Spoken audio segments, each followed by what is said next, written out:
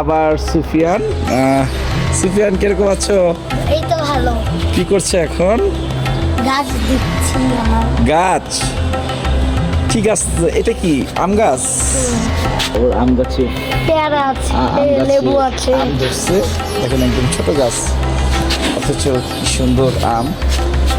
ও এখন গাছ লতা পাতা নিয়ে ব্যস্ত। এবং তোমরা জানেন এর আগেও সুফিয়ান আমাদের সাথে ওর অভিজ্ঞতাকে শেয়ার করেছে।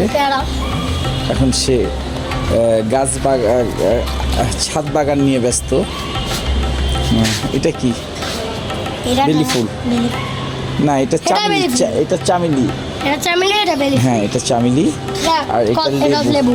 লেবু। আর আজকে ওইখানে আমার ধান সব আছে। ওই যে সুফিয়ান ধানও লাগাইছে, দেখেন ধান, সমস্যা না। আজকে ওই গাছটা বাঁচাইছে, একটা গাছ আনছে এনে আজকে বাঁচাইছে। তো সুফিয়ান কবে থেকে শুরু করছে গাছ বাগান? 2 years। ইয়েস। এই আশেপাশে বিল্ডিংগুলো যদি দেখেন, আর আশেপাশে মোটামুটি সব জায়গায় গাছ। আমরা আবার এখানে সবাই পরিবেশে গাছের পাগল, সবাই কম বেশি গাছ লাগানোর চেষ্টা করছে। তো ওই যে দেখেন গাছ, ওই যে দেখেন গাছ। গাছ লাগানো ভালো। এই গাছ হলে সুফিয়ান ও সবসময় গাছটাকে সকাল বিকাল গাছে পানি দেয় এবং গাছের আগাছা পরিষ্কার করে, গাছকে পরিচর্যা করে। এই আমার এক ভাগনা, ও সুফিয়ানকে হেল্প করছে গাছে। আমার ভাগনা সুফিয়ান, যেখানে বাচ্চারা সারাদিন গেমস নিয়ে ব্যস্ত, মোবাইল নিয়ে ব্যস্ত, সেখানে সে